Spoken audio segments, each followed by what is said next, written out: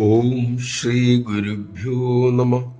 ഒരിക്കൽ ഒരാൾക്ക് രോഗാവസ്ഥയിൽ മറ്റൊരാളുടെ രക്തം സ്വീകരിക്കേണ്ടി വന്നു. അതുവഴി ഗുരുതരമായ മഞ്ഞപ്പിത്ത ബാധയും ഉണ്ടായി. പല ഡോക്ടർമാരെയും കണ്ടു, ചികിത്സിച്ചു, രോഗം മാറിയില്ല. മനസ്സിന്റെ ഉത്സാഹം കിട്ടു.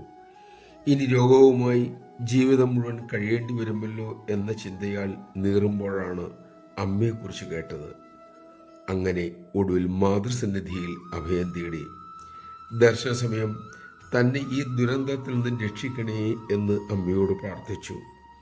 കാരുണ്യവതി ആ മകനോട് കുറച്ച് തുളസിയില കൊണ്ടുവരാൻ പറഞ്ഞു. അദ്ദേഹം അത് ചെയ്തു.